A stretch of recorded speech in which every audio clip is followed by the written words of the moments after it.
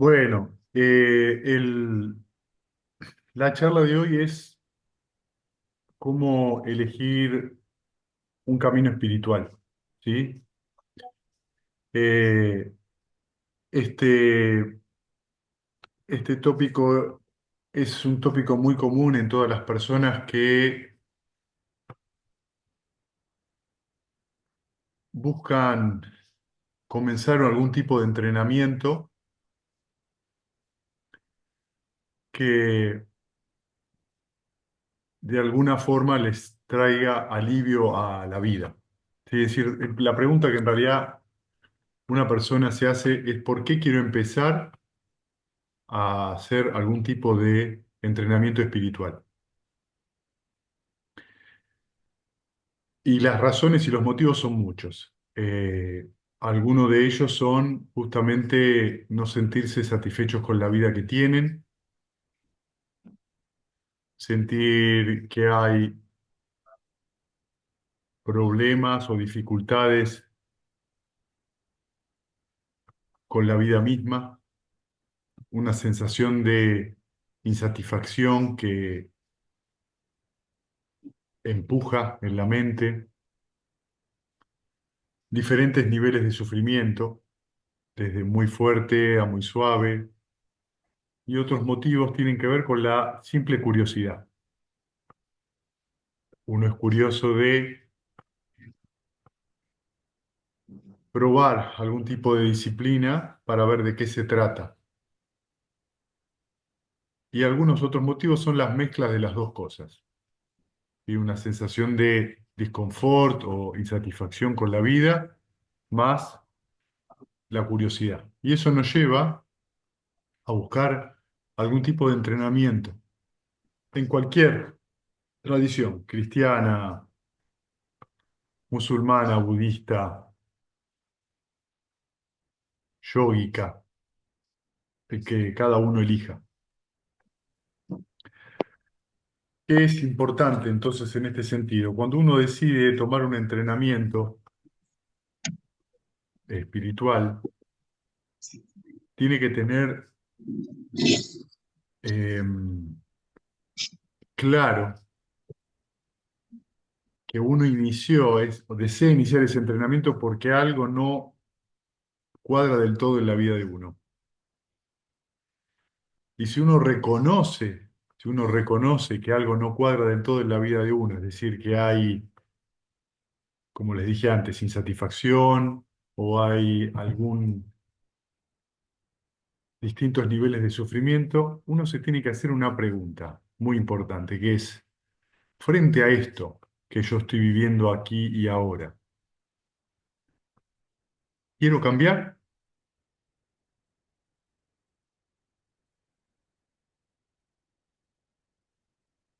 Y esto es una pregunta que no es menor. La pregunta es si quiero cambiar, es de fundamental importancia en el entrenamiento espiritual, no importa cuál entrenamiento hagan. Si yo acepto que sí, yo quiero cambiar, estoy tomando también la decisión y estoy tomando contacto y conciencia de que la situación en la cual yo estoy viviendo, yo tengo una responsabilidad, al menos parcial, sobre lo que estoy viviendo. Entonces, si yo cambio, la situación va a cambiar. Muy fácil de decir, me llevó 10 segundos, no tan fácil de hacer. Pero cuando uno entonces, cuando uno decide encarar un entrenamiento espiritual, tiene que tener presente que tiene que cambiar.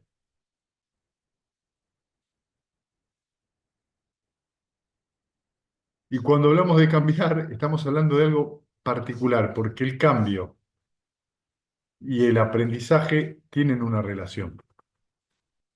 Yo para poder aprender algo necesito darme cuenta de un hábito abandonar ese hábito o costumbre o acción simplemente y probar otro hábito, otra costumbre u otra acción.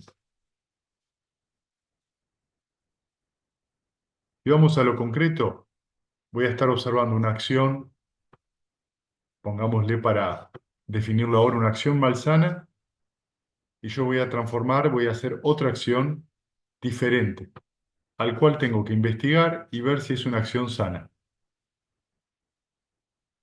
Cuando digo acción, y acá voy desde el punto de vista de la tradición budista, siempre las acciones son mentales, verbales y físicas. Pero ustedes saben que el Buda hace considerable hincapié en que lo que pasa en la mente es lo que después se traduce como hablar y como actuar.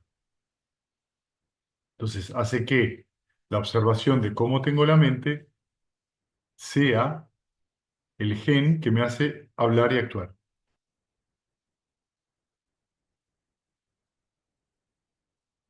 Lo que nos lleva de vuelta a que la observación de la mente es algo muy importante para poder hacerme responsable cómo tengo la mente, qué tengo en la mente y no por qué tengo eso en la mente. Que sería en general por lo que uno se engancha. ¿Por qué estoy así? Y uno empieza a pensar. Pero eso decanta siempre, ¿por qué? Cuando yo me pregunto por qué tengo en la cabeza eso, decanta en general en la tendencia habitual. ¿Cuál es la tendencia habitual? Pensar y pensar y pensar y pensar y nunca hacerme cargo de que tengo que actuar de otra manera. Frente a este, vamos a decir, reconocimiento de que tengo un determinado nivel de sufrimiento, reconocimiento que tengo curiosidad por investigar otras perspectivas de la vida. Y este deseo genuino de cambio, voy entonces a indagar en diferentes tradiciones espirituales, algo que quizás muchos que están acá han probado. Y, mejor dicho, hemos probado. Y en base a eso empezaré a practicar.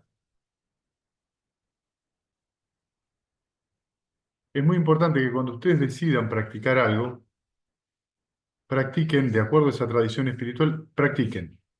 ¿Cuánto tiempo? Y practiquen 6 meses, practiquen un año y observen qué es lo que pasa, qué es lo que pasa en sus mentes, cómo se sienten, qué pasa con sus vínculos, qué pasa en su mente, que es lo más importante. ¿Sí?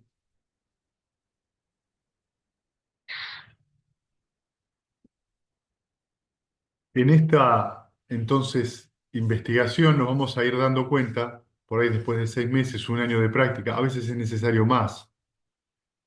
Si la elección que yo hice en relación a la tradición espiritual es sana o saludable o no. También, además de sana o saludable, podríamos decir si yo tengo afinidad o no con esa práctica espiritual. Porque por ahí la práctica invoca un montón de cosas sanas y saludables, pero yo no me siento afín con ese tipo de práctica. Lo que me va a hacer buscar por ahí otra. ¿Qué es lo que esto da? Esto les da una cosa muy importante que es también muy filosa, porque puede ir para los dos lados del filo, que es primero que ustedes mantienen su independencia de poder observar cómo es vuestra práctica en la elección que hayan elegido, digamos, en la elección de la tradición que hayan elegido, y no tratar de hacer algo que ocurre muchas veces, que es confundir la práctica con el maestro.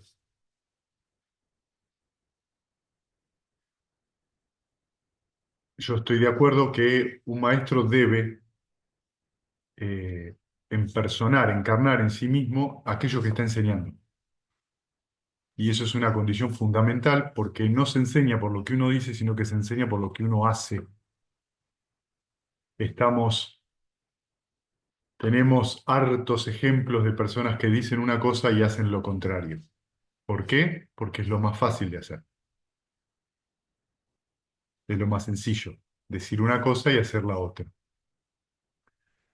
Pero cuando la persona, en este caso, por ahí el maestro, ha cultivado un tiempo la práctica que está enseñando y ha comprendido por sí mismo que esa práctica puede llevar al alivio del sufrimiento y se puede observar que esa persona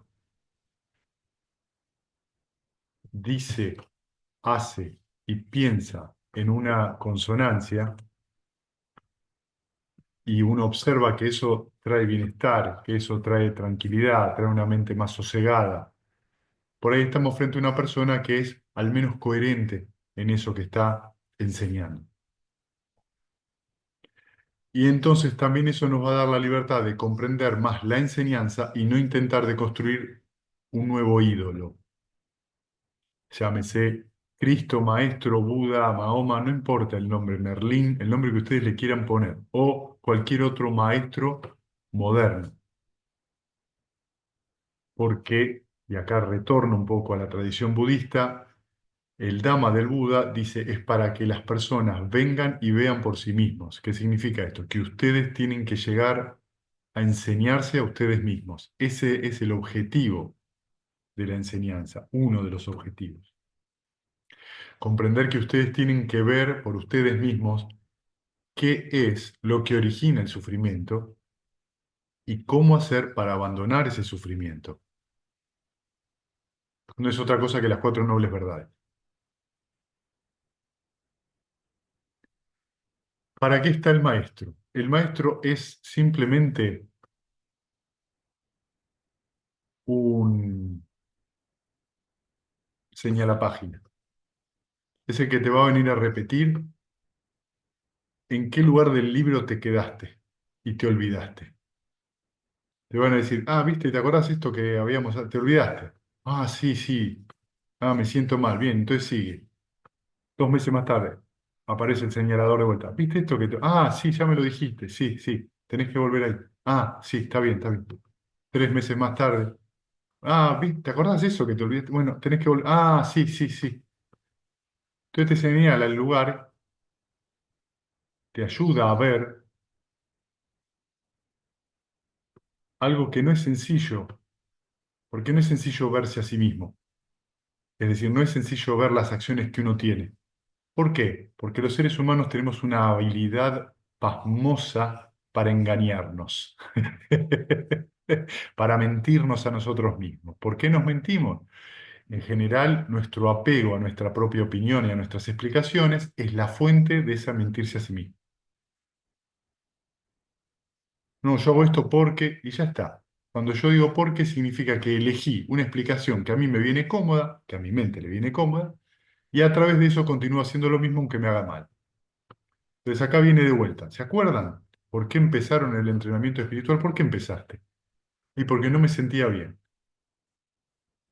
Y cuando vos empezaste a hacer el entrenamiento, ¿te empezaste a sentir mejor? Sí. ¿Y qué cambiaste para sentirte mejor? Ah, no, yo no cambié nada, lo que cambió fue afuera. Entonces ahí tengo un problema. No tiene que cambiar el afuera, tengo que cambiar adentro, porque el afuera yo solo lo veo a través de mi propia mente.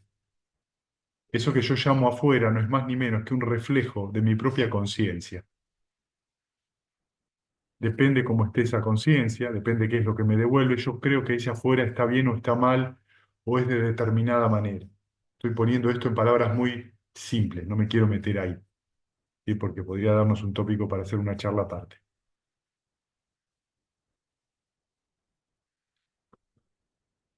Pero sí, esto se los puedo decir para ponerlo en un plano mucho más sencillo, es que depende el estado mental que yo tenga, voy a ver el mundo. Todos ustedes saben que cuando ustedes están enojados o alegres, no tienen la misma visión del mismo asunto, no tienen la misma flexibilidad mental.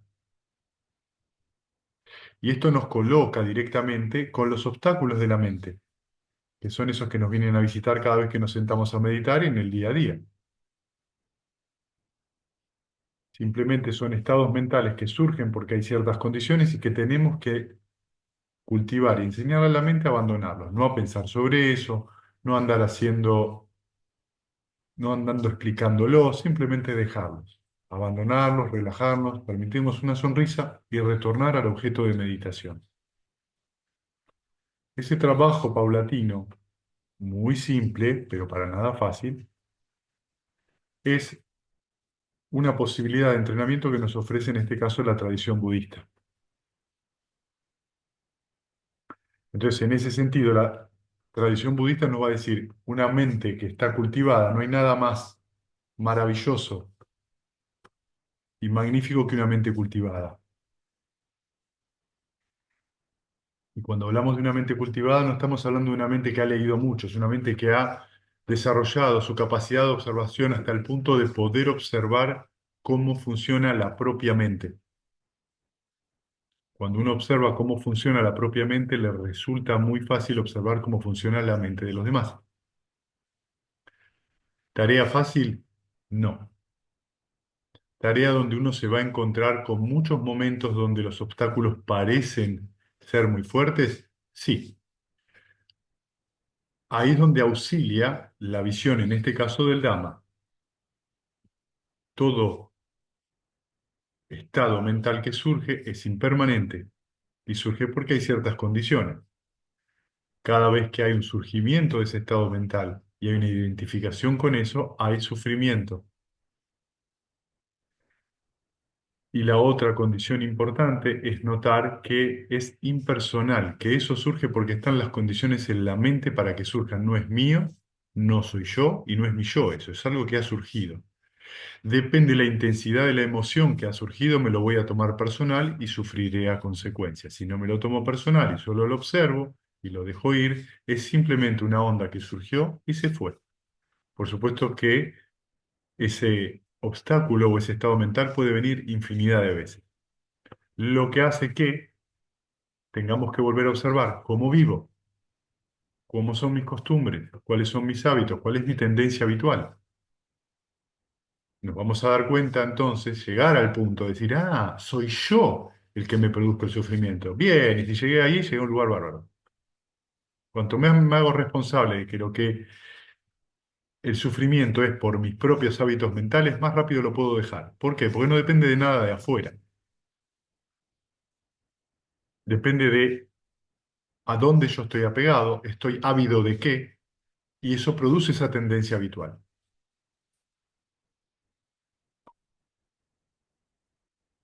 Bien, entonces, habiendo hecho esta pequeña introducción, o no tan pequeña, les quiero leer la parte de dos sutas, ¿sí?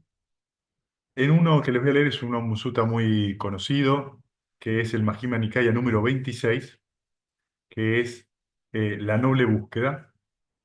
Y esto habla del propio Buda cuando decidió encontrar, salir a buscar su iluminación o su despertar. ¿Sí? Entonces, no se los voy a leer todo, yo lo he leído. La intención de estas charlas es que sean un poco más livianas con eso. Eh, el Buda, recuerden que era un príncipe, guerrero. Recuerden que estábamos hablando, él tenía 29 años en este momento. Estaba casado y tenía un niño de un año. Y este sutta en particular habla de dos clases de búsqueda. Una, el Buda la cataloga de noble y la otra de innoble. Eh, entonces, les voy a leer simplemente una parte que dice, ¿qué es la búsqueda innoble? Entonces el Buda dice, he aquí alguien siendo él mismo sujeto a nacimiento, busca aquello que también está sujeto al nacimiento. Siendo él mismo sujeto a la vejez, busca aquello que también está sujeto a la vejez. Siendo él mismo sujeto a la enfermedad, busca aquello que también está sujeto a la enfermedad. Siendo él mismo sujeto a la muerte, busca también aquello que está sujeto a la muerte. Siendo el mismo sujeto a la pena, también busca algo que esté sujeto a la pena. Siendo él mismo sujeto a las impurezas, busca aquello que también está sujeto a las impurezas. Es muy claro, ¿vieron? Prácticamente está definiendo la vida entera. Entendamos qué quiere decir con que busca. Cuando dice que busca es que va atrás, va detrás de, ¿sí? Y tenemos que entender acá, poner en contexto la enseñanza. ¿Qué significa? Que si yo busco tener un trabajo mejor, ¿es una búsqueda innoble? No, no es una búsqueda innoble en tanto y en cuanto yo comprenda que eso no obsesiona la mente. Pero cuando eso se transforma en una obsesión, voy a estar sujeto al sufrimiento. Entonces ya eso el Buda lo cataloga de qué? De innoble. Nosotros tenemos como laicos un montón de, entre comillas, obligaciones. El asunto es con qué mente las realizamos, con qué estado mental las realizamos. Entonces, dice lo siguiente, ¿no? Dice, ¿y qué se puede decir, monjes, acerca de lo que está sujeto al nacimiento, a la vejez, a la enfermedad, a la muerte, a la pena, a las impurezas? Y entonces siempre responde lo mismo, dice, la mujer y los hijos, esclavos y esclavas, cabras, ovejas, aves, cerdos, elefantes, ganado, caballos, yeguas, oro, plata, todo eso está sujeto a todo lo que dijo antes. Estas adquisiciones están sujetas a nacimiento, muerte, enfermedad, impurezas, etcétera, etcétera. ¿Sí? Entonces lo que está diciendo es que cuando la persona queda atrapada en ese circuito, atrapada por eso, es una búsqueda innoble. ¿Por qué? Porque lleva al sufrimiento, inevitablemente. Entonces, el Buda dice, antes de mi despertar, dice, cuando todavía era un bodhisattva no iluminado, recuerden que bodhisattva es futuro Buda, él estaba sujeto a todo esto que describí antes, nacimiento, muerte, enfermedad, vejez, pena, impurezas. Eh, entonces dice, ¿qué tal si siendo yo mismo sujeto a todo esto y habiendo comprendido el peligro de lo que está sujeto a todo esto, busco aquello que no ha nacido, a aquello que no es condicionado, que es el nirvana? Y entonces dice esto, ¿no? Dice que más tarde, cuando todavía era joven, un hombre de cabello negro dotado de la bendición de la juventud, en la primicia de la vida, aunque mi madre y padres desearon otra cosa y derramaron lágrimas, afeité mi cabeza y la barba, me puse un hábito amarillo y salí de la casa para una vida sin hogar. Pero piensen por un momento, ¿no? No estamos hablando de alguien de clase media, estamos hablando de el futuro heredero de un reino. Imagínense por un momento también la presión que debía tener el Buda, el futuro Buda, en ese momento. Un padre y una madre que querían otra cosa para él, era el heredero, la presión que significa eso. Y cuando les hablo de presión, fíjense en la cantidad de series que se han producido acerca de príncipes que no querían ser príncipes, pero terminaron siendo príncipes. En sociedades como la India de ese momento, tan rígidas en ese sentido del mandato, y cuando digo mandato no me refiero a ser príncipe, a veces es seguir los pasos del padre o los pasos de la madre, ¿sí? Hay que tomar una decisión, además estando casado y con un hijo. Les hago esto para que ustedes se coloquen en los pies por un momento de duda. Hay que tener una considerable conciencia de la necesidad personal de que él se estaba prendiendo fuego. Lisa y llanamente él estaba sintiendo una profunda incomodidad con esa vida y sentía que no era algo que estaba en contacto con el sufrimiento él, con su sufrimiento. Él lo observaba obviamente en todo lo que lo rodeaba, pero fundamentalmente lo vivía en él. Hasta que una noche decide abandonar a la mujer, al niño y se va. Y abandona todo. Podemos hacer cualquier tipo de juicio de valor. ¿Por qué lo hizo de noche? Por no enfrentar a los padres en frente de la corte. Había miles de excusas que pueden haber. Y tenemos todo ese lado, pero también tenemos el otro lado, donde piensen también en un lugar como la India, donde había selva y bosque por todos lados, es meterse a vivir en la jungla, porque los ascetas viven en la jungla. Hablemos de mosquitos, serpientes, todo tipo de fiera, a vivir abajo de una palmera, en el medio de una selva, siendo nosotros príncipes. Así como se necesita un gran nivel de contacto con el sufrimiento y observarlo, también se necesita un gran nivel de intrepidez para poder hacer esto. Y esto es lo que le señalaba yo al principio de la charla. ¿Quiero cambiar o no quiero cambiar? Esa es la pregunta que yo me tengo que hacer. ¿O quiero seguir haciendo lo mismo pero cambiar? Yo quiero el nirvana pero con condiciones. No, eso no va a pasar. Quiero que mi sufrimiento cese, pero desde mi punto de vista. Tampoco va a pasar eso. Porque es exactamente el apego que yo tengo a ese punto de vista lo que me hace sufrir y no me doy cuenta. Entonces, ¿qué es lo primero que hizo el Buda? Se fue a ver dos maestros, Alara Kalama y Udaka Ramaputa. Con el primero logra alcanzar el séptimo yana, que es la esfera de la nada, y con el segundo logra alcanzar la esfera de ni percepción y no percepción.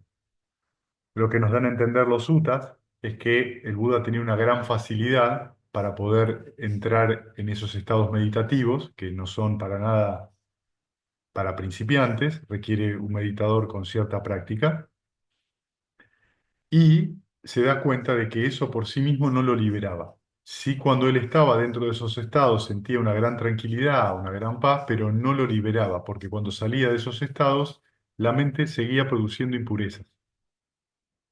Cuando digo impurezas, me estoy refiriendo a las corrupciones mentales. O sea, había un deseo sensorial muy fuerte, todavía había avidez, todavía había ignorancia.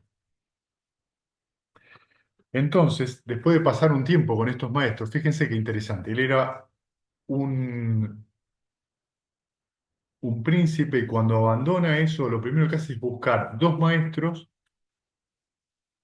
de las tradiciones espirituales que estaban en la India en ese momento. ¿Qué hago? Quiero cambiar. Bueno, ¿a quién le voy a pedir ayuda? Y bueno, vamos a pedirle ayuda a estos maestros, vamos a ver qué pasa.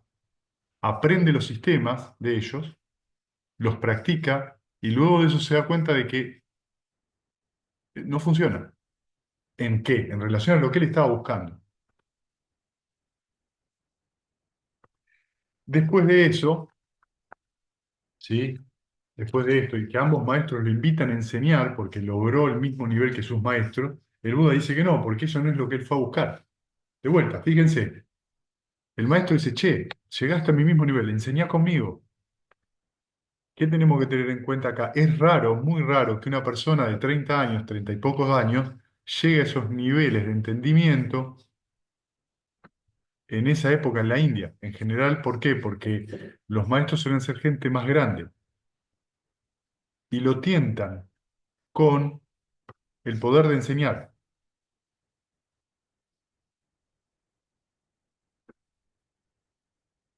Y el Buda dice, no, no, porque esto a mí no me libera de esto que estoy sintiendo.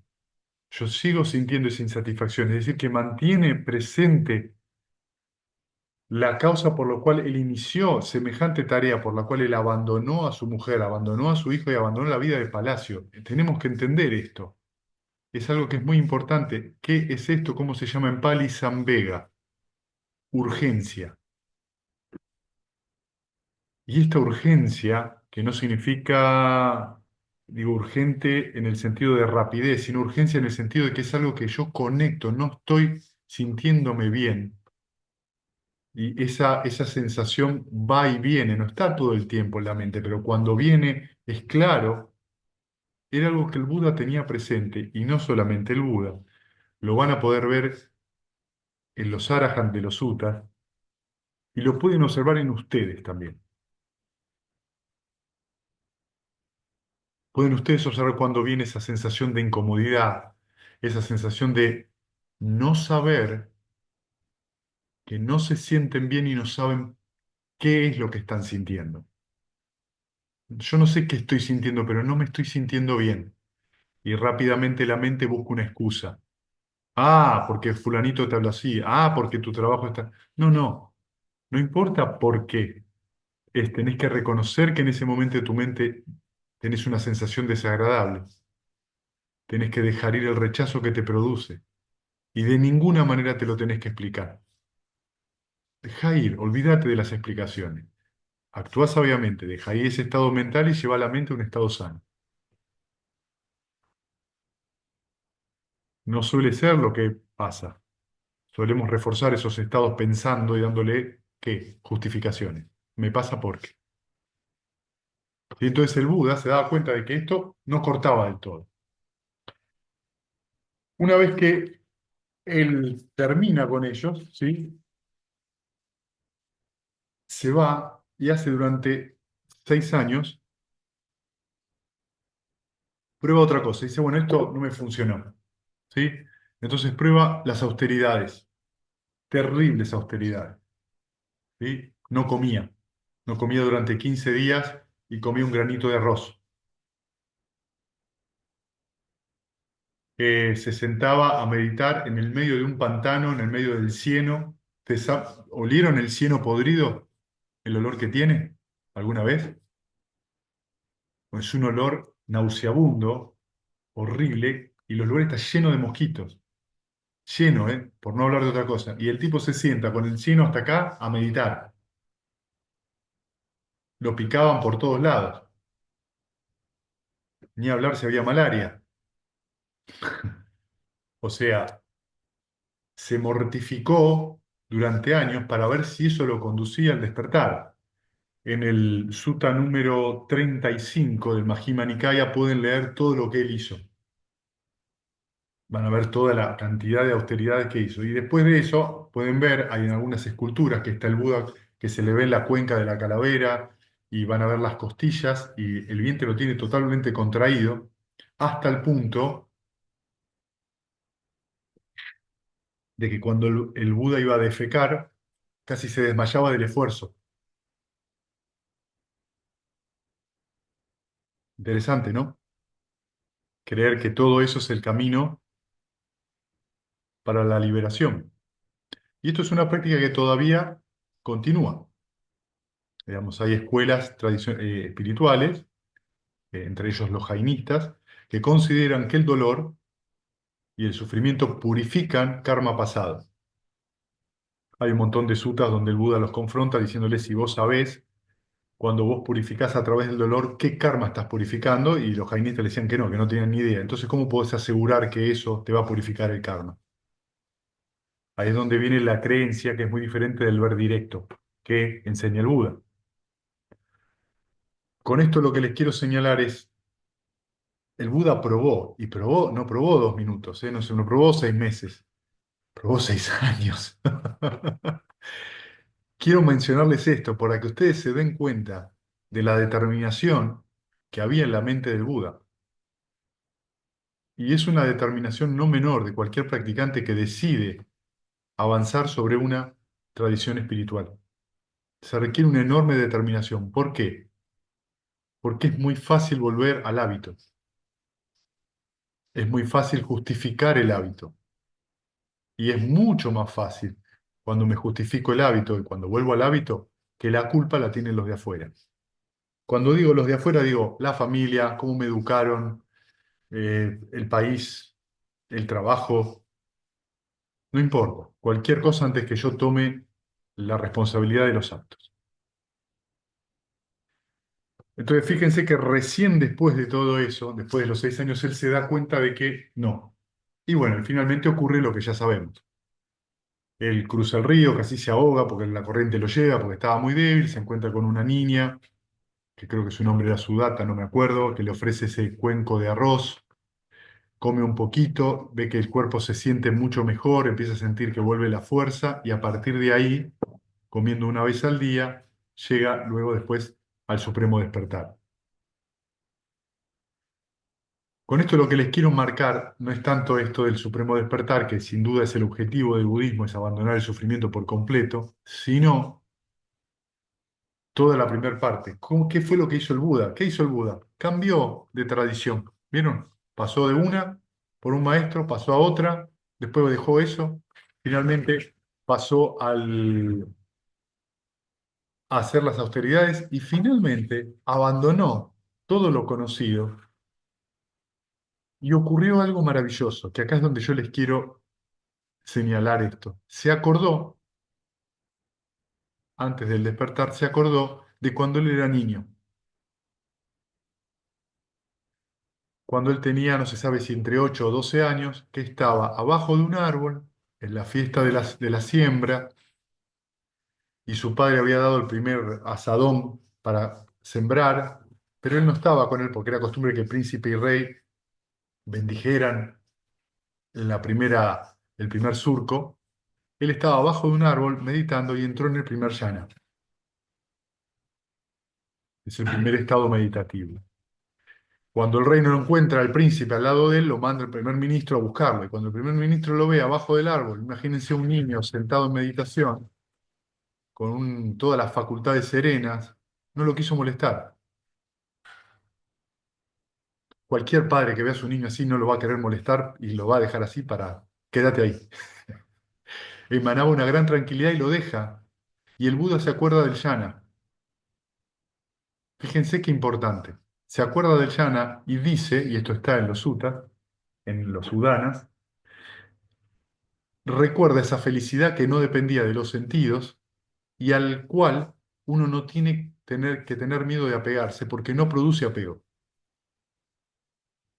Cuando él se acuerda de eso, se da cuenta de algo capital, que es en un estado mental saludable, es en el cual yo puedo cultivar la mente. A partir de ahí luego va a ver lo del origen dependiente, va a hacer todo el trabajo, va a pasar por los 4 estadios de santidad en una noche y finalmente se va a transformar en el Buda. Entonces probó todas las técnicas que él consideró, las descartó y después tuvo que buscar por sí mismo. ¿Y dónde buscó? En un recuerdo. ¿De cuándo? De cuando era feliz, de cuando fue feliz. Y no sé si esto a ustedes les trae reminiscencia de cómo es la práctica de meta, cómo evoco meta, con un recuerdo de cuando fui feliz. Hasta que ya no necesite ese recuerdo y meta surja solo, el amor benevolente surja solo. Y fíjense qué interesante, porque con eso como base es que luego el Buda recorre los 4 primeros yanas, ve todos sus renacimientos, la noche de su iluminación, sus renacimientos pasados, ve los renacimientos de los otros seres y finalmente elimina las impurezas de su mente. Finalmente, ¿qué tuvo que suceder? Tuvo que encontrar su propio método, que es lo que hoy conocemos como el Dhamma budista. Se necesita un Buda para poder redescubrir el origen dependiente de las 4 nobles verdades. Y descubre el mundo esta enseñanza. Y esto es fundamental que nos demos cuenta, porque probó, no es que no probó 2 meses, probó 6 años. Fue capaz de darse cuenta de qué sentía, cuál era su insatisfacción. Fue a buscar los recursos para poder abandonar el sufrimiento. No lo encontró. Fue lo suficientemente también honesto y valiente para decir, no, esto no me lleva en la dirección que yo estoy buscando. Cambió y terminó encontrando el Dhamma. O redescubriendo el Dhamma. Se necesita un Buda para redescubrir el Dhamma. Luego el Buda lo enseña. ¿Qué relación tiene eso con nosotros? Que nosotros también tenemos que descubrir el Dhamma, comprender de qué se trata. No teóricamente solamente, sino cómo llevamos el Dhamma en la vida. ¿Está mi mente en un estado saludable, sereno, abierto o contraído? Cuando siento una cosa y siento la otra, ¿cuál es mi acción a tomar? ¿Es continuar fomentando la incomodidad y el sufrimiento? ¿O abandono ese estado y cultivo la mente en un estado sano? Esto es fácil de decir, pero todos sabemos que no, sobre todo cuando lo que no nos hace sentir bien nos toma con explicaciones y nos chupa, muchas veces como si fuera un remolino. Por eso no hay que alimentarlo. Entonces, quería mostrarles que el Buda enseñó con su vida. Simplemente hizo. Tuvo la curiosidad, fue a buscar los maestros reconocidos, practicó eso, No era por donde él quería ir. Practicó después otra tradición, que era la austeridad. No fue por ahí. Finalmente recuerda ese estadio mental donde él estaba apartado de los placeres sensuales, apartado de los estados perjudiciales, donde en la mente surge alegría y felicidad y hay un contentamiento. El primer yana. Ah, el primer yana, eso no es nada, es un montón. Aún experimentarlo una vez en la vida es un montón. Y volver a practicar y pasar por ese estado es un montón para la mente. Enseña un montón, uno experimenta muchas cosas y la mente tiende a eso. Porque es eso lo que el Buda descubre. ¿Hacia dónde orientamos la mente? ¿Hacia dónde la desarrollamos? Eso es lo que el Buda propone. Tenemos que ir desarrollándolas en un sentido. Bien, y ahora les voy a leer otro, ¿sí? Que es un Buda, es un sutta muy cortito, que es el Majjhima Nikaya número 47, que es Vimamsaka Sutta, que se llama el escudriñador, y me gustaría que le presten atención, ¿no? Dice así, así lo he oído. En cierta ocasión, el bienaventurado residía en Sahuati, la arboleda de Jeta, en el parque de Anatapíndica. Allí el bienaventurado se dirigió a los monjes. Monjes, sí, venerable señor, respondieron los monjes, y el bienaventurado dijo, monjes, el monje o la persona con espíritu crítico, desconocedor del alcance de la mente de otro, debería examinar al Tathagata para averiguar si está o no completamente iluminado. ¿Sí? Entonces, lo que él dice es, el monje con espíritu crítico significa que, bueno, vamos a indagar, desconocedor del alcance de la mente de otro. ¿Por qué dice eso? Porque la persona no puede ver la mente del otro. Hay personas que pueden leer la mente de otro. Cuando digo leer la mente del otro, por favor no crean que no están leyendo un libro, pero se puede percibir que surge en la mente de otro.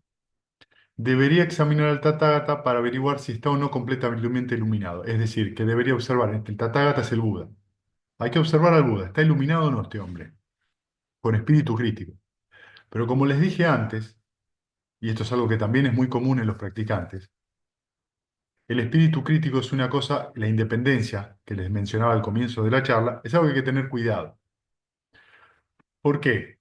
Porque muchas veces yo me considero independiente y no me doy cuenta que estoy apegado a mi propia opinión y pretendo que el maestro se cierra a mi opinión. Es decir, que si el maestro es igual que de mi opinión, entonces es un buen maestro. Y muchas veces nos damos cuenta de que no es así. Que muchas veces un maestro no coincide con nuestras opiniones y de hecho nos patea la estantería. A veces amablemente, a veces no tan amablemente. Entonces, cuando esto sucede, ¿con qué nos encontramos? Que nuestra opinión es desafiada. Si el maestro es verdaderamente, digamos, alguien que desea guiar o iluminar los pasos para que esa persona llegue al alivio del sufrimiento, se van a dar cuenta que la instrucción de ese maestro, la indicación de ese maestro, no es en sí misma que uno cumpla eso por cumplir, sino, mirá, te estoy señalando, te estoy dando una instrucción para que vos la pruebes, la investigues y te fijes qué te pasa con eso. No soy yo lo importante como maestro, ni siquiera sos vos lo importante como estudiante, sino lo importante es tus acciones. Contame qué pasa con tus acciones y fíjate si esas acciones, siguiendo estas instrucciones, te llevan a un lugar más aliviado o no. Y entonces entre los dos vamos a poder ir teniendo la experiencia de aprender de qué se trata el abandono del sufrimiento. Para eso es la instrucción. Entonces lo importante es el Dhamma, no el maestro, ni el estudiante, el Dhamma. Fíjate, seguí estas instrucciones, ¿a dónde te llevan? Y ahora vamos a ver qué es lo que pasa. Bueno, los monjes le dicen que sí, la enseñanza nuestra tiene raíz en el bienaventurado, así que vamos a escucharlo. Entonces el Buda dice, escuchen con atención. Monjes, el monje con espíritu crítico, desconocedor del alcance de la mente de otro, debería examinar al Buda en lo referente a dos tipos de cualidades, las que se pueden conocer por el ojo y por el oído, es decir, por lo que veo y por lo que oigo. ¿Tiene o no tiene el Tathagata cualidades impuras que pueden conocerse por el ojo y por el oído? Examinándolo de este modo, el Tathagata no tiene cualidades impuras que puedan conocerse por el ojo ni por el oído. ¿Sí? Entonces, ¿qué está diciendo esto? Que no hay acciones ni dichos que tiene el Buda que son impuros. Luego lo examina aún más. ¿Tiene o no tiene el Tathagata cualidades mixtas que pueden conocerse por el ojo y por el oído? ¿Qué significa mixtas? Que a veces hace cosas saludables y otras veces no tanto. Examinado de este modo, el Tathagata no tiene cualidades mixtas que puedan conocerse por el ojo y por el oído. Luego lo examina aún más. ¿Tiene o no tiene el Tathagata cualidades puras que pueden conocerse por el ojo y el oído? Examinándolo de este modo, conoce. El Tathagata tiene cualidades puras que pueden conocerse por el ojo y por el oído. Lo que está queriendo decir con esto es que el Buda tiene una conducta perfecta. No fácil, ¿sí? Luego lo examina aún más. ¿El Tathagata logró estas cualidades beneficiosas hace mucho tiempo o hace poco? Y cuando lo examina, se da cuenta de que lo ha logrado hace mucho tiempo. Luego lo examina aún más. ¿Hay en este venerable monje alguno de los peligros que se dan en quien es famoso y está reconocido? Porque monjes, cuando el monje no ha conseguido fama y reconocimiento, no se dan esos peligros. En cambio, monjes, cuando el monje consigue fama y reconocimiento, se dan esos peligros. ¿Sí? Con esto les quiero mencionar algo muy típico en las enseñanzas espirituales de los maestros que son famosos, tienen reconocimiento y se apegan a eso. Y todo se transforma en seguir alimentando esa imagen, que no es más ni menos que otra identificación. Por favor, no estoy ni entrando en cosas aún más oscuras y perversas donde esa persona ya busca abusar de los estudiantes. No estoy ni siquiera yendo a eso. Simplemente que el maestro está pegado a su fama y a su reconocimiento, solamente eso, ¿sí? Luego lo examina aún más y dice, ¿este venerable es moderado sin temor o no se modera por temor? ¿Es, es por estar libre de pasión y haberla eliminado por lo que no se entrega a los placeres de los sentidos? Examinándolo de este modo, este venerable es moderado sin temor, no se modera por temor, no se entrega a los placeres de los sentidos porque está libre de pasión y los ha eliminado. Fíjense, dice esto, este venerable es moderado sin temor. O sea que el Buda no tiene miedo,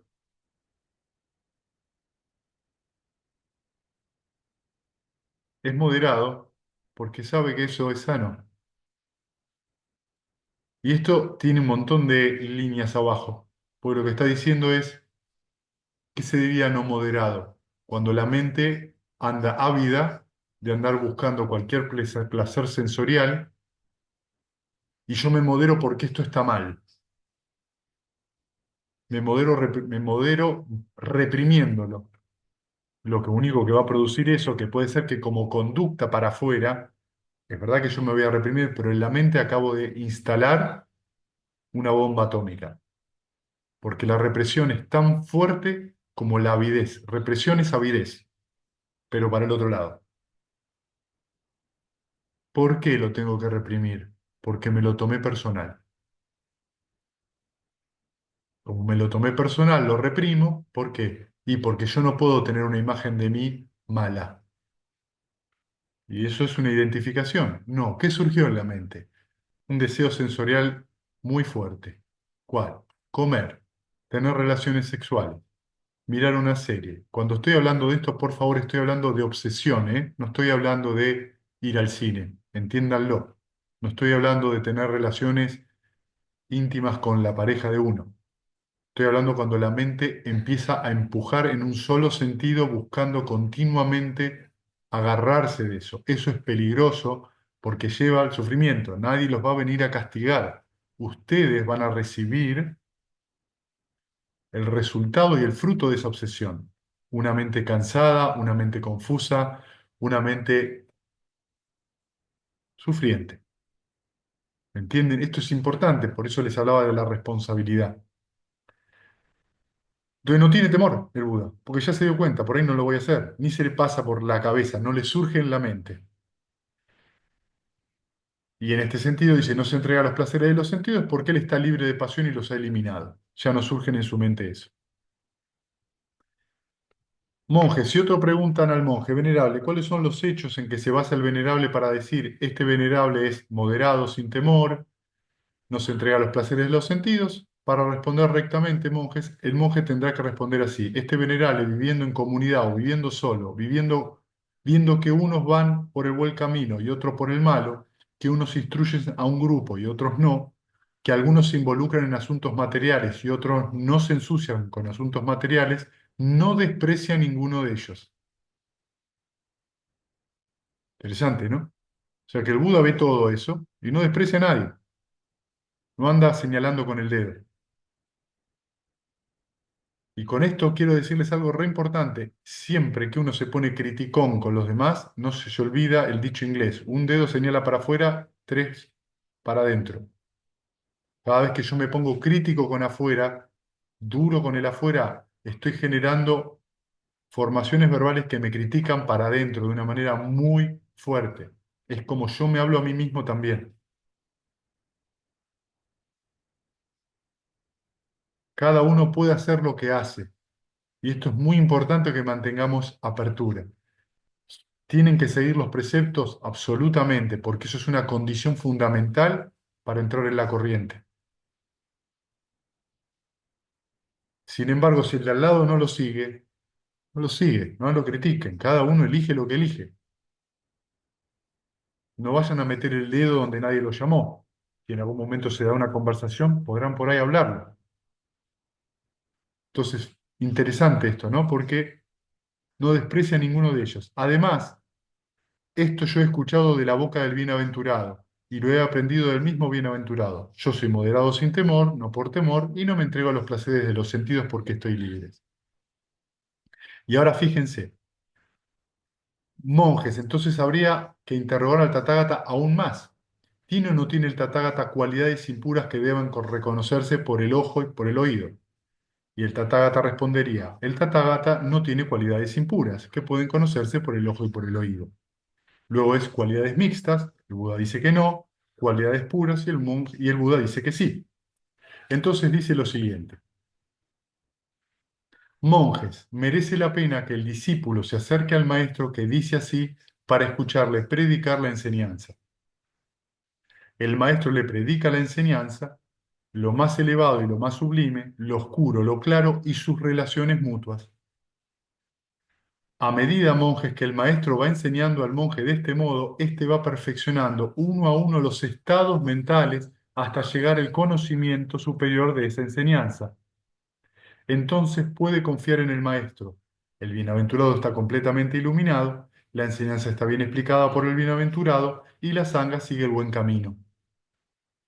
Entonces fíjense esto es lo que tienen los suttas, ¿vieron? Son muy simples. Y si uno se queda reflexionando sobre alguno de los párrafos, va a encontrar un montón de relaciones. Fíjense lo que dice el Buda. Cuando uno reconoce al maestro, dice, el maestro predica la enseñanza, lo más elevado y lo más sublime, lo oscuro y lo claro, y sus relaciones mutuas. Fíjense que lo que está diciendo es que el maestro expone la enseñanza, expone relaciones. En ningún momento dice que el maestro es el que te va a dar la libertad o el que te la va a quitar. Dice, él te explica qué significa que te ilumina, te pone unas señales, seguí, pero vos tenés que hacer el trabajo.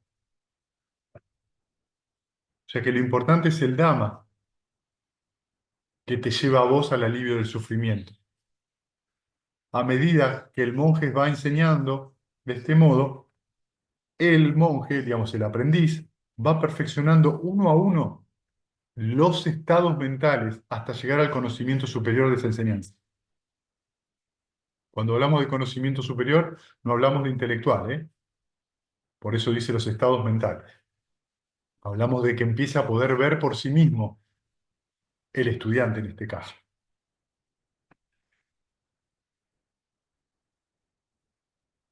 Entonces dice lo siguiente: ¿cuáles son los hechos en que se basa el venerable para decir el bienaventurado está completamente iluminado, la enseñanza está bien explicada y la sangha sigue el buen camino?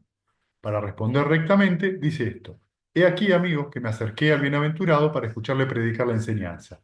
El bienaventurado predicó la enseñanza, lo más elevado y lo más sublime, lo oscuro, lo claro y sus relaciones mutuas.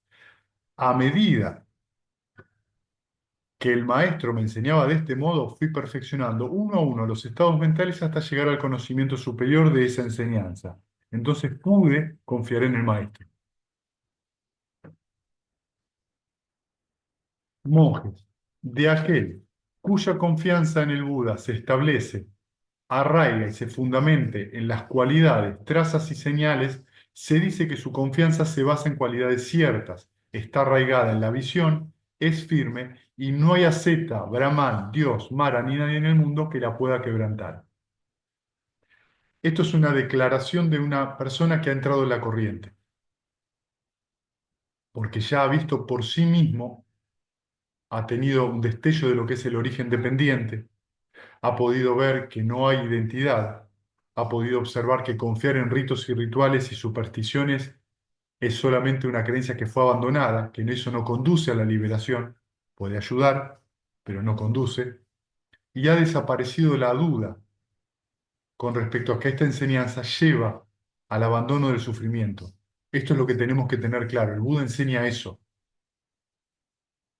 No, no te enseña a ser un Dios, te enseña a ser un ser humano que tiene la humilde capacidad de abandonar el sufrimiento. Que en ese entrenamiento puedan surgir poderes sobrenaturales es posible, que en ese entrenamiento puedan surgir un montón de cosas que son vistas desde un punto de vista mundano como sobresalientes o fuera de lo normal, es posible, pero no es el objetivo. El objetivo del Buda es muy sencillo. Todo lo que enseño es para que el practicante abandone el sufrimiento.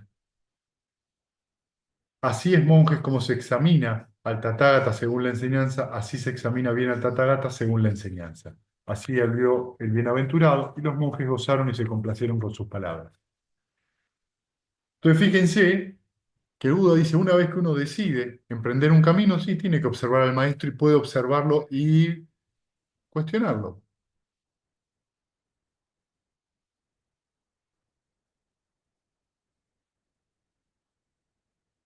Esto es interesante porque de vuelta es muy importante la observación de aquella persona que me está enseñando qué es lo que hace. Ahora, acá es donde yo les decía dónde viene este filo. Yo pretendo, o lo que yo creo que es, por ejemplo, les voy a dar un ejemplo. Eh, Dentro del budismo antiguo tenemos esos cuatro niveles de santidad. Es decir, una persona que es alguien que ha entrado en la corriente, o que es un Sakadagami que retornado una sola vez, o un Anagami, un Arahant, están considerados santos. ¿Está bien?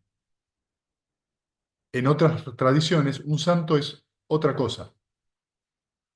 En el budismo, un santo tiene que ver con que en su mente hay ciertas cosas que ya no vuelven a surgir. Y eso se manifiesta claramente en su conducta, en cómo se mueve en el mundo. Si yo creo que alguien que ha entrado en la corriente es una persona que anda flotando por el espacio, totalmente ajeno a los problemas mundanos, me estoy equivocando. Si alguien que ha entrado en la corriente puede ser un laico, no un monje. Hay laicos que han entrado en la corriente o que tienen el segundo estadio de santidad o el tercero y que se entienden mucho más del Dhamma que cualquier monje. O sea que eso no tiene que ver con la condición de monje o de laico.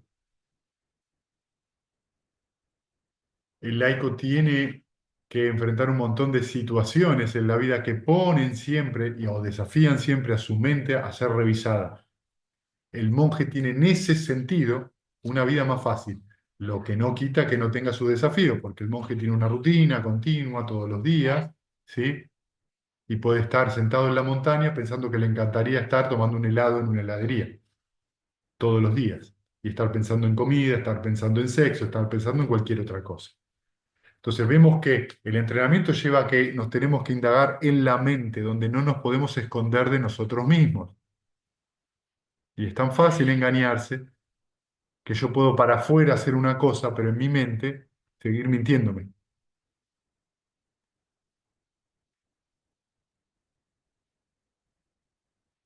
Lo que esto nos trae al comienzo de la charla. ¿Estoy dispuesto a cambiar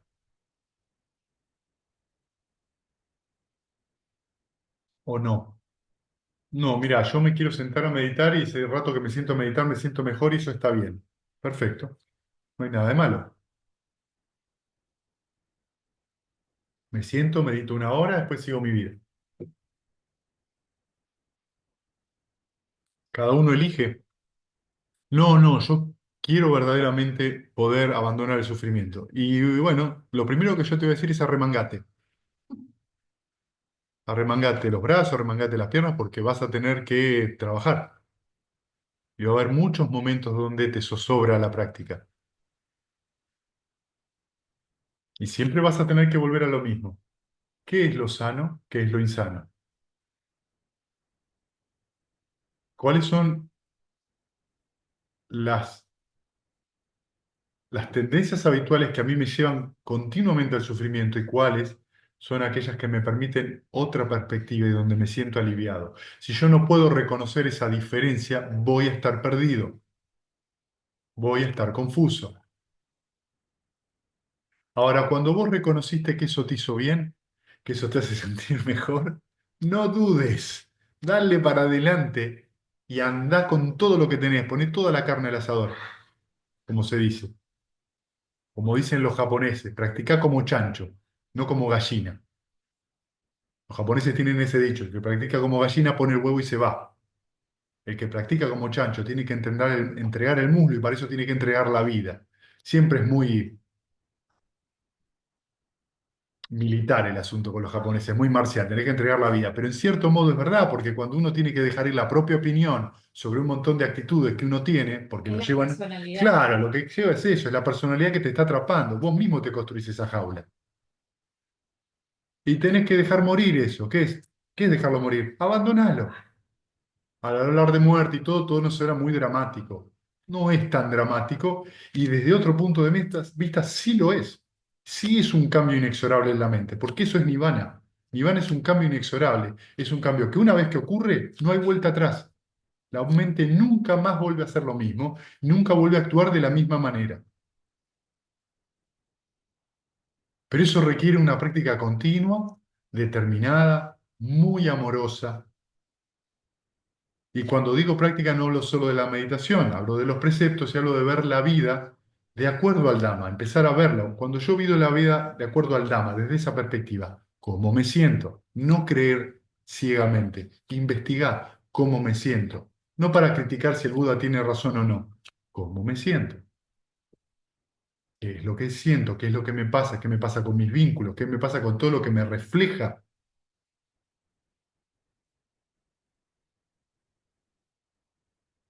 y la generosidad. Es imposible iniciar un camino espiritual, la que ustedes quieren, si no soy generoso. Es crucial la generosidad, porque lo más amarrete que tenemos, donde más amarrete somos, es en la propia opinión con respecto a lo que se debería hacer. Es en ese lugar donde somos muy amarretes, donde ¿qué es lo que no queremos? No queremos entregar nuestra propia visión, porque eso es lo que soy. O eso es lo que yo, como yo pretendo que me vean, o como yo pretendo verme a mí mismo. Ahí es donde cerramos el puño, Y es en esa construcción donde buscamos el afecto de los de demás, los demás. la aprobación, el reconocimiento. Bueno, muy bien. Hasta acá da la charla. Ahora si tienen preguntas, es el momento. De paso les comento las novedades. Em, la semana que viene, el sábado 8 empieza el retiro de una semana de la meditación del perdón. Para los que quieren hacerlo, pueden escribir al mail de la Sangha, sangadelalunallena@gmail.com. Eh, ya hay gente que está anotada. Eh, Vamos a hacer otro retiro de meta online de 10 días en marzo, que es del 7 al 16, me parece, de marzo, si no me equivoco. Eh, Ese retiro de meta es interesante porque hay algunas personas que ya me han mostrado interés y se me ocurrió también abrir la puerta, sobre todo para aquellos que lo quieren hacer manteniendo sus actividades diarias, pero teniendo una especie de mente, llamémosle, semi-retirada. Es decir, ver desde el punto de vista cómo es una mente que está en retiro, hacer las actividades diarias. Para que tengan otra experiencia diferente y para que tenga relación la práctica de la meditación con el día a día. Eh, el 21, 22 y 23 de febrero tenemos retiro presencial de 3 días allá en Boedo. Lo otro que les quería contar también es que se ha terminado de diseñar el libro que escribí. Así que ahora está en la última, en la última lectura que está haciendo Maru para revisar con su ojo de águila alguna cosa de diseño. Así que en cuanto eso esté, tendrá su edición en castellano y bueno, ya lo he enviado allá a Damazuca, Estados Unidos, que lo han recibido muy alegremente y muy felices. Y estamos viendo de que se publique en inglés, o sea, la traducción en inglés ya está hecha. Lo mandé para que ellos le den una lectura por ahí para corregir algunas cuestiones de cómo ser, digamos, cómo lo dice un nativo americano y por ahí alguna otra sugerencia que tengan. Y si eso va todo bien, por ahí está la intención de que en inglés sea publicado en Amazon directamente. Así que bueno, tenemos muchas novedades para empezar el año, mucho movimiento, estamos muy contentos con todas las actividades. Los miércoles por la noche, como siempre a las 7, Maru tiene la meditación guiada y los jueves a la mañana nos seguimos juntando para meditar presencial. Ya creo que hay gente que viene al desayuno, no a la meditación, pero no importa. La verdad que los jueves a la mañana se ha transformado en un momento muy agradable y muy hermoso de compartir. Eh, Bien, ahora sí. Y los viernes de marzo Y los tenemos viernes de una nueva marzo, actividad. sí, los viernes de marzo tenemos una nueva actividad. Este año vamos a hacer probablemente un mes sí, un mes no, pero los viernes de marzo vamos a hacer un curso introductorio a la práctica de Twin. ¿Sí? Lo vamos a dar en conjunto con Maru, los dos. Ay, Online va a ser la actividad. Eh, y por ahí, si ustedes conocen a alguien que le interesa o quiera, sea por ahí una situación interesante para hacerlo, dado que no requiere que se muevan de la casa y demás. Y en el año probablemente estemos armando así un curso de 4 encuentros con diferentes tópicos del Dhamma. ¿Sí? Por lo menos tengo pensado hacer quizás para mayo un primer así encuentro de cuatro encuentros, un pequeño curso sobre el karma. ¿Sí? Que suele ser un tema que convoca bastante y que hay mucha confusión al respecto. Entonces, abordarlo desde diferentes tópicos, ¿sí? Bien, ahora me callo la boca. Preguntas las que quieran.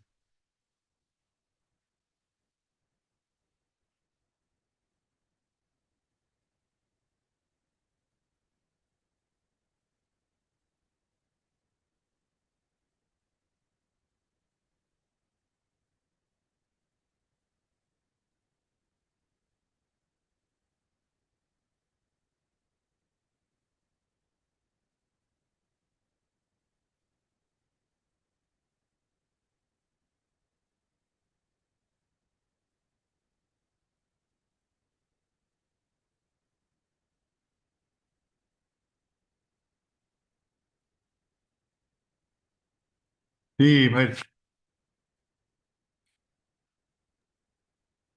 Estaba sin preguntar, pero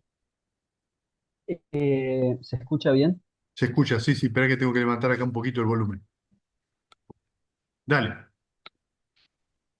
Eh, Vos dijiste que por ahí cuando uno ha transitado por varias, y a veces son muchas, no sé si muchas, pero bueno, para una vida son muchas tradiciones espirituales o de meditación, la mente crea ciertas tendencias o formas de pensar, opiniones y demás que quedan funcionando a pesar de que uno, yo creo, por lo menos que, por más que uno hace dejar ese camino en forma consciente, eh, quedan funcionando, sobre todo respecto a, puede ser, yo diría, la culpa por hablar, por ejemplo, qué sé yo, los que tenemos una formación católica muy tradicional, por arrancar, pasa mucho eso. Si además pasaste por otras, entiendo que la mente genera situaciones donde hay mucho,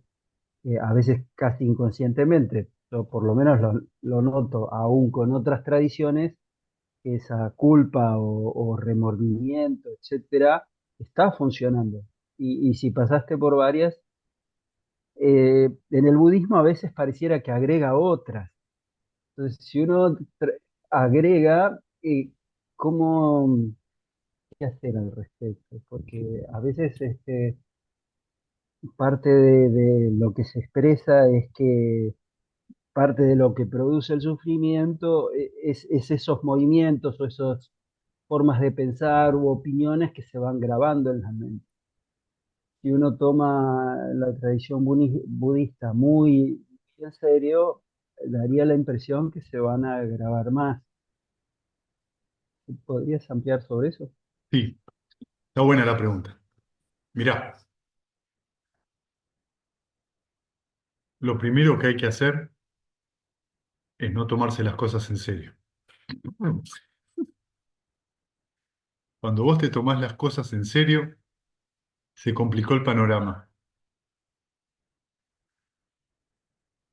Esto no significa hacer lo que yo quiero y andar pensando tonterías. Lo primero que uno tiene que entender es esto. Cuando yo tomé la decisión de seguir determinada tradición espiritual o fui educado en determinada tradición espiritual y no decidí, simplemente fui educado en ella, hay un montón de procesos de identificación que están mezclados con lo que se considera una buena o una mala persona, o con lo que se espera o no se espera de mí. En el trayecto del crecimiento de una persona, eso se va transformando de ser una visión externa de lo que mis padres o mi entorno esperaban o no esperaban de mí, a que yo empiezo a verme de esa manera, por lo que espero o no espero que suceda de mí o la imagen que yo quiero proyectar. Luego yo decidí bucear en otras tradiciones espirituales y me encuentro que quizás en las diferencias de esas otras tradiciones espirituales me encuentro aliviado y en otras no.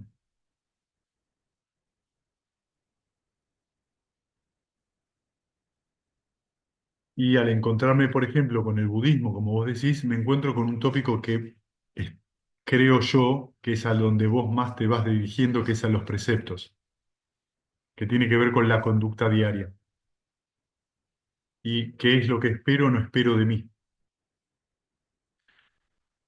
Y acá hay que establecer alguna diferencia clara. Lo primero y principal, que si yo espero o no espero de mí determinada conducta, eso es avidez.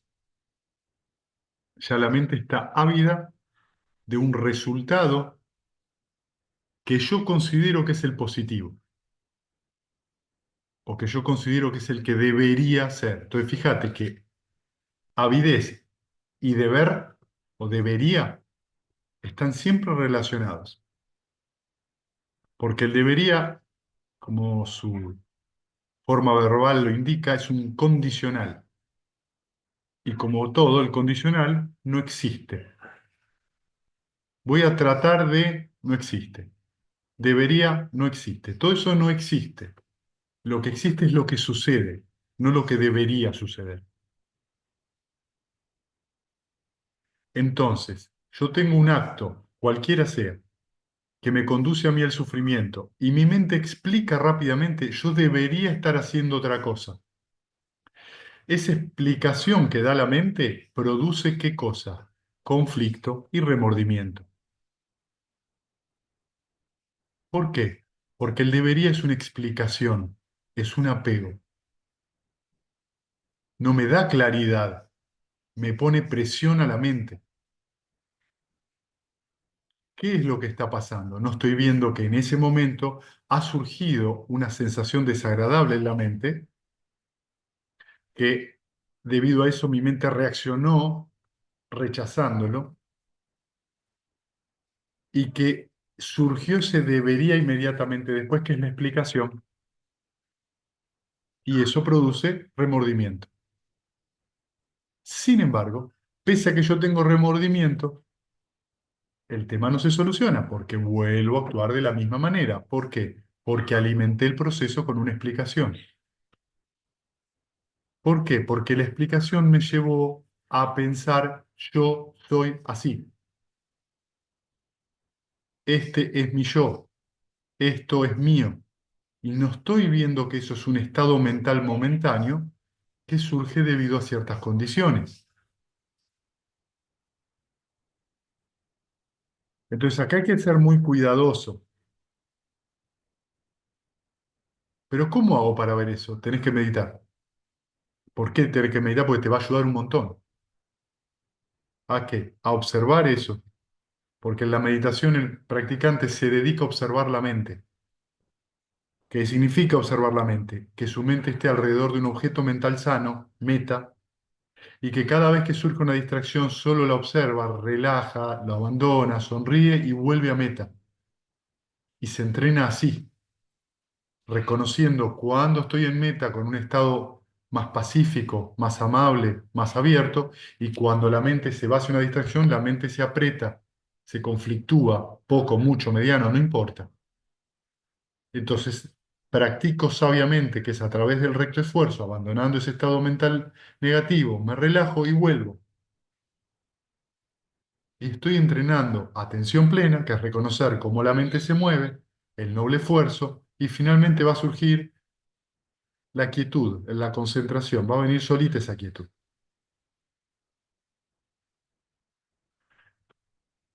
Entonces, fíjate que cualquier problema que haya debido a ciertas prácticas que uno hizo, vas a ver que siempre están alrededor de que yo debería ser esta persona, yo debería ser aquello, yo debería, y siempre está en base a una obligación que es una fantasía, yo debería ser un unicornio verde, eso es una idea de identidad, yo debería ser un monje en la montaña. No, es una locura eso, pero una locura, ¿eh? Yo debería estudiar el Canon Pali todos los días, también es una locura. Yo me debería sentar a meditar 7 horas por día. Si se te ocurre así como debería, es una locura. Hay que hacerlo. Si lo haces, no lo decís. Yo debería estar trabajando para alcanzar el nirvana. Muchas veces te vas a encontrar que estás yendo para el otro lado. Sí. ¿Por qué? Porque tira. Todo tira con mucha fuerza. Y ahí nos damos cuenta que no es un trabajo sencillo. La vida del Buda te muestra eso. No es un trabajo fácil, es simple, pero no es fácil. Es debido a su simpleza donde radica su mayor dificultad. Porque a la mente le gusta complicar las cosas, le gusta enredarse en explicaciones. ¿Cuántas veces ustedes, cuando por ahí tenemos una entrevista, yo les pregunto, ¿y cómo te sentiste? Bueno, es muy difícil de explicar. No, ¿cómo me sentiste? La verdad, me sentí aliviado. Eso es todo. No, pero te quiero hacer una explicación florida de que me sentí aliviado o apretado. Eso es todo. Todo lo demás es, fíjate qué importante que soy, que lo que te quiero contar es tan preciso y es tan... No, no hay mucho que explicar. ¿Cómo te sentiste? Y no me dicen cómo se sintieron, me dicen lo que ustedes piensan de cómo se sintieron. Y hay una enorme diferencia, porque cuando ustedes piensan sobre lo que sienten, me dan información de segunda mano. No están viendo el estado mental, están viendo la explicación del estado mental. ¿Por qué me lo explico? Porque hay una parte de mi mente que se resiste a sentir lo que siente, no quiere. Y ahí hay avidez. O quiere que eso que sintieron siga, siga, siga. Quiero que esto siga, esto que estoy sintiendo en este yana, que no se vaya. Y se va a ir. Cuando las condiciones cambien, se va a ir. No hay problema. Van a estar en un retiro, los 3 primeros días la mente va y viene y se hacen problemas. No se hagan problemas, la mente va y viene, no hay ningún problema. Es la naturaleza que la mente se mueva. Una naturaleza de la mente. Luego, cuando la mente llega a estados más tranquilos, la mente se mueve menos. Qué aburrido que es esto, no se mueve. Ah, mira, día 6 del retiro. Me aburrí, no es divertido. ¿Y quién dijo que tiene que ser divertido? Divertido en ese sentido, que se siempre andar buscando que me quejo porque la mente es un mono que salta y cuando no salta, me quejo porque no salta. Entonces nos damos cuenta que hay de fondo, que soy la gata Flora, que nada de lo que pasa me viene bien. Está esta idea también de lo que es la felicidad, que a veces es bastante lejos de la realidad de lo que es la felicidad, sino que la felicidad es estar divertido todo el día, como en esa dualidad. Entonces nos damos cuenta que tenemos una adicción a la dopamina y a la adrenalina que es enorme. Es eso lo que nos pasa. ¿Qué es dopamina y adrenalina? Avidez, traducido en el físico. Nada más que es eso, se traduce en el físico. Necesito novedades todo el tiempo. Necesito cosas nuevas todo el tiempo. ¿Por qué? Porque mi vida es aburrida y nos han educado para darnos cuenta de eso. No saben hasta qué punto en la mente está colocado esa idea de vivir en la novedad. El mejor ejemplo que les puedo dar son las redes sociales. Uno va pasando para abajo, qué divertido, qué divertido. Y hay gente que está horas detrás de eso y cada video es algo nuevo, algo divertido. Ah, mirá el nene cómo grita, ah, mirá el nene cómo llora, ay, mirá el animalito este, ay, mirá lo que hacen acá, ay, mirá lo que hacen allá. Y nadie está diciendo que no sea entretenido. El asunto es que tenga el lugar que tiene. Una cosa es que vos mires 10 minutos, otra cosa es que estés 4 horas. Y la mente quiere eso, dame cosas nuevas. Ahí es donde viene Mara, el que se llama así, el tentador. Te dice, mira un ratito más, seguí otro ratito, seguí otro ratito. Y no es que te lo sugiere, te lo susurra, y uno le da. Mucho más con los procesos habituales de la mente, donde son todavía más esquivos y más ocultos, uno no se da cuenta. Scrolling interno. El scroll interno que exacto, el scroll interno que uno se hace. Ah, yo soy así, ¿por qué esto, por lo otro? Entonces, hay que mirar estas tendencias habituales que vos estás mencionando, Ismael. Hay que mirarlo desde el punto de vista del Dhamma. Y si uno lo mira desde el punto de vista del Dhamma, ¿qué ve? Esos pensamientos, que no son solo pensamientos, también son emociones mezcladas, vienen porque hay una tendencia en la mente y porque hay condiciones para eso. Eso no lo transforma en real, pero sí lo pueden transformar en algo doloroso. Eso sí te lo reconozco. Real no sé. Decir yo soy así es un punto de vista erróneo. En la mente surgió eso. Si yo lo reconozco, lo abandono, me relajo, sonrío, vuelvo a meta, eso no surge. Yo soy así, ¿dónde quedó? Y ahora la mente está en meta. Ah, no, yo soy así, yo soy amoroso y benevolente. Y a los 2 minutos surge una duda. Ah, no, yo soy dudoso. Y entonces, ¿qué nos damos cuenta? Que la mente se cambia de remera cada instante. Entonces es una maraña. Yo soy amoroso, malo, enojón, paciente, impaciente. No, lo que hay es que somos testigos de que surge y cesa un montón de estados mentales, estados de ánimo continuo, al cual no sé con cuál casarme. Eso trae confusión. No, déjalos que estén, no les creas. El asunto es que uno les cree. Tengo siempre un vendedor que me toca la puerta y que me dice que esto es lo mejor, el enojo. Tenés razón, el enojo es lo mejor y me justifico el enojo. Ah, después a los 2 minutos toca esto. No, no, no, no, el amor benevolente. Ah, tenés razón, el amor benevolente. A los 2 minutos viene la duda. No, pero tengo derecho a estar enojado, aunque tengo que ser amoroso. ¿Ves? Si no sos amoroso está mal. Ah, tengo culpa. Ahí vino el vendedor de la culpa. Che, sentiste culpable porque tú... No tiene fin. Y la verdad es muy cómico. La verdad que es muy cómico. La mente es un... Es, es un estándar. Sí, es un stand-up.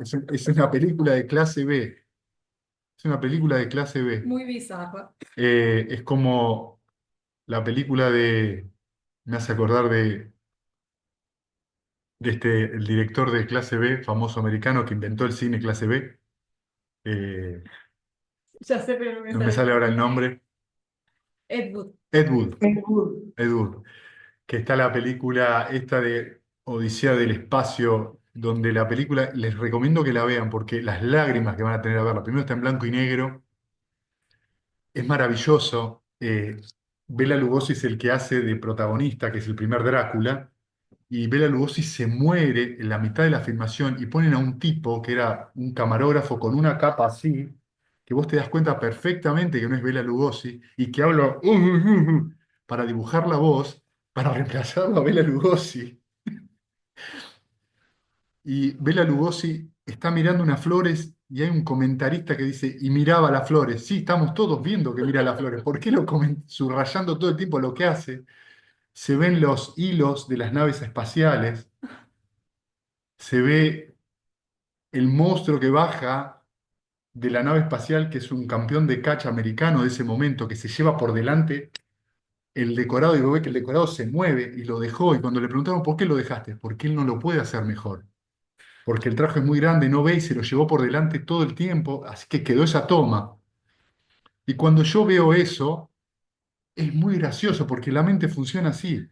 Solamente quedaría entender que Ed Wood, frente a un hecho artístico, no pretende que salga perfecto. Deja eso y eso está bien. Cuando uno se toma personal, entonces vos te das cuenta, no, no puede pasar esto. No, hay que hacer la toma 187 veces hasta que... Y entonces tenés actores enojados, directores enojados. Bueno, el precio de la exigencia es ese. ¿Por qué? Porque no estoy aceptando el estado momentáneo. Es solamente algo que pasó en el momento. Déjalo ir, abandoná eso y volvé. Haz ese trabajo. ¿Cuándo? Y toda tu vida. Y las vidas que te queden. Haz el noble esfuerzo de abandonar el estado malsano y volvé. Tómatelo con a gracia. No te enojes por lo que surge, no te pongas mal, no te identifiques. Déjalo ir. Abandonalo, relájate y vuelve a meta.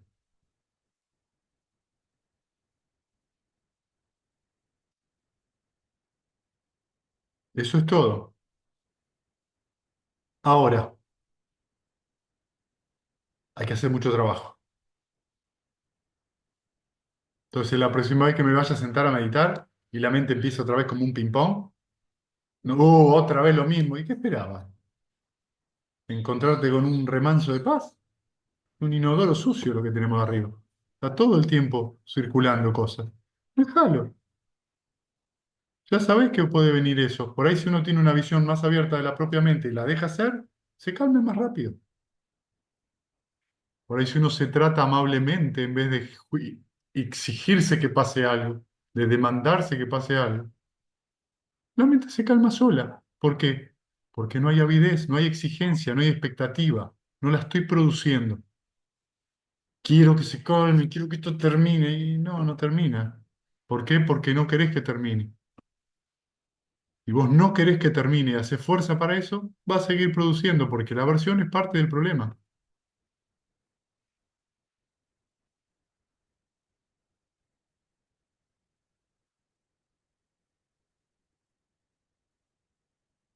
Bien, ¿alguna otra pregunta?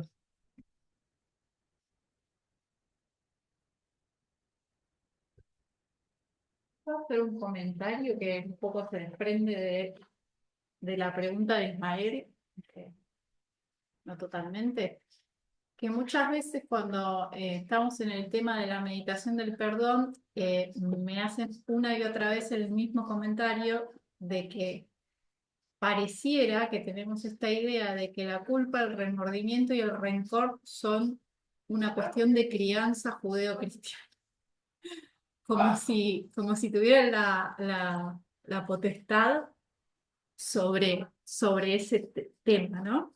Cuando de ninguna manera es así, si bien puede ser que tengamos una idea de que ciertas conceptos que hay en esa visión, en esas tradiciones espirituales, de alguna manera potencian, les puedo asegurar que aunque no fueran criados en esa tradición y no tuvieran nada que ver con eso, el rencor, el remordimiento, la culpa, tienen que ver con el funcionamiento de la mente, no tienen que ver con una cierta visión. Y eso es importante desprenderlo porque si no, uno empieza a potenciar un montón de cosas que no están buenas, no ayudan a ver cómo funciona.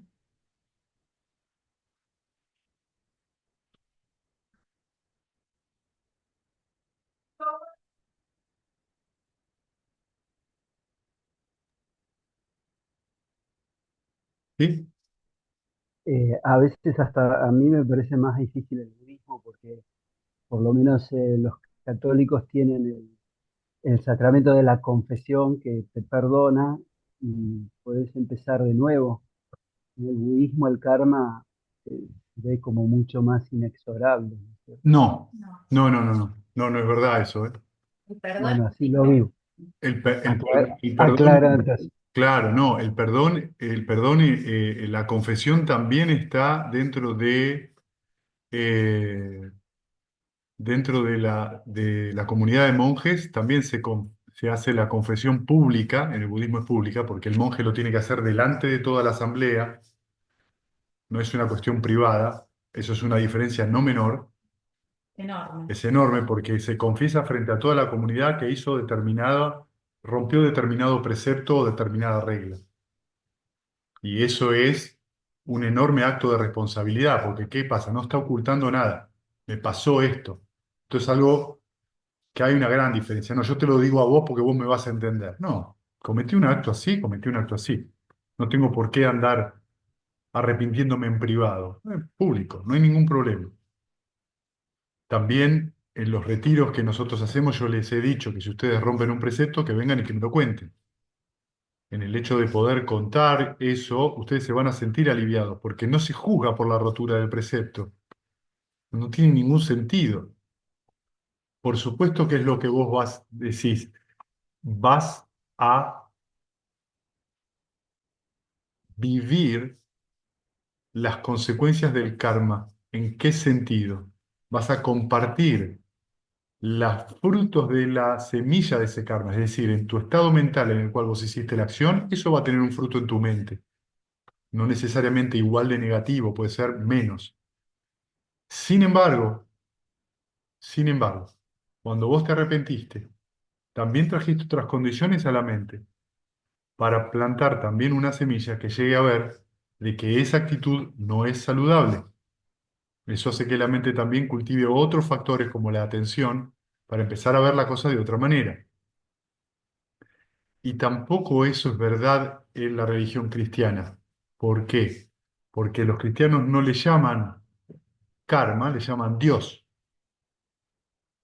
Vos tenés ciertos hechos en vida y eso va a dar una consecuencia en una vida futura, después de muerte. Será en el cielo, será en el infierno, será donde sea. Y eso es karma. No le llaman karma, le llaman Dios, el juicio de Dios. Entonces, yo lo que quiero señalarte con esto es que el karma es una fuerza muy potente, de hecho es lo que mueve el samsara, y el Buda lo que te enseña es a salir de ello, cómo salir de ahí. Eso significa que si bien el karma es inexorable, no lo es. Es mentira que es inexorable, porque si el karma fuera inexorable, nos encontramos con que el karma es lo mismo que una visión de fatalista. Estoy Esto ocurrió porque esto es mi karma. Eso no Como existe si en fuera el el budismo. destino. Es el destino. No, No, eso en el budismo no existe. Es una interpretación errónea. Hay otras tradiciones que tienen otra visión del karma que sí, que creen eso. En el budismo eso no existe, porque para que exista eso tendría que existir algo donde no estaría entonces la posibilidad de modificar eso.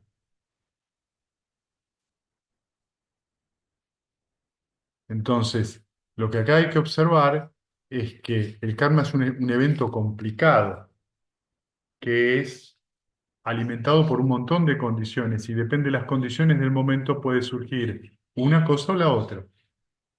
De ahí es que es de capital actuación la mente, el estado mental y la atención plena. Y que uno entienda qué es lo sano, qué es lo no sano.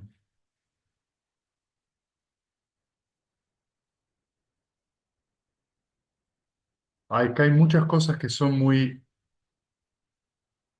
sutiles y difíciles de ver, porque tampoco el budismo habla del libre albedrío. Eso es una concepción filosófica occidental. El budismo no habla de eso.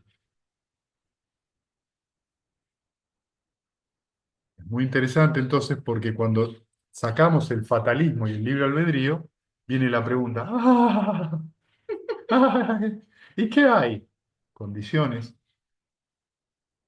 que surgen y cesan a cada momento y que depende cuán alimentadas estén esas condiciones, va a venir una intención, una decisión en una dirección o en otra. Porque la mente es un compuesto que se mueve continuamente. Lo que esto nos retrotrae a la acción momentánea.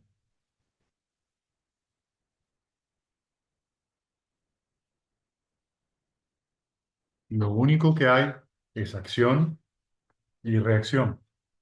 Hay una acción con una condición, eso da un fruto. Eso será condición para un fruto futuro.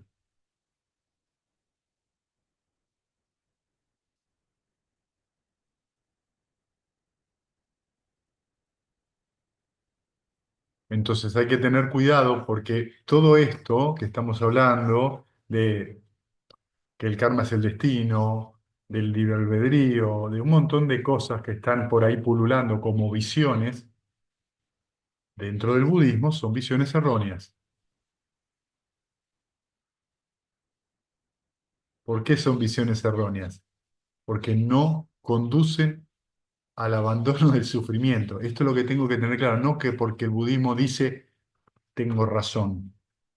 No se trata de tener razón, se trata si ese camino conduce al alivio, no para generar debates escolásticos. ¿Me explico? Es práctico y concreto.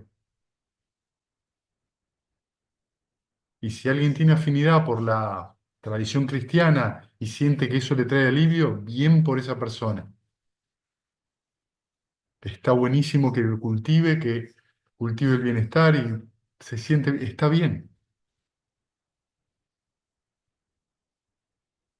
No hay que andar diciendo que es erróneo. No, no, no, no.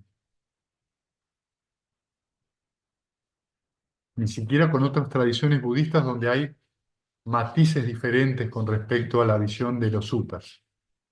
Cada persona, lo importante es que su práctica lo lleve al bienestar, lo lleve a estar más tranquilo. Eso es lo que nosotros estamos entrenando.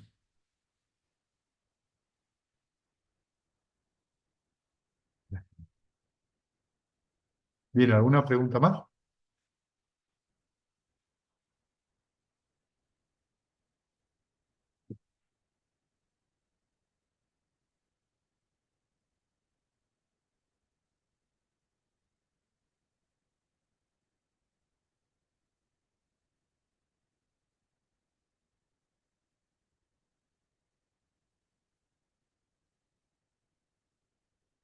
Bien, buenísimo. Bueno, vamos a compartir mérito, ¿sí? Que los que Que los que sufren sean sufren libres sean del libres de sufrimiento y sufrimiento los y los aterrorizados aterrorizados, intrépidos intrépidos sean. sean. Que los Que los afligidos se afligidos se despojen de despojen de todo todo dolor dolor y que y que todos los todos los seres seres encuentren encuentren alivio. alivio. Que Que todos todos los los seres seres compartan compartan este este mérito que mérito así que hemos así hemos adquirido para adquirido el para el logro de logro de todo todo tipo de tipo de felicidad. felicidad. que los que los seres que habitan el espacio espacio y y la la tierra, tierra, devas y devas y nadas de nadas de gran gran poder, poder, compartan compartan este este mérito mérito nuestro, nuestro y que que por por mucho mucho tiempo tiempo protejan la protejan la dispensación del dispensación Buda. del Buda. Sadhu, sadhu. Sadhu, sadhu, sadhu. Gracias, gente. Que tengan Gracias a lindo fin de ustedes. semana. Gracias, Gracias, Fede. Fede, fin de. Maru, Chao, chau, Maru. Chao, Maru. Adiós. chau, chau, chau. Chau, chau.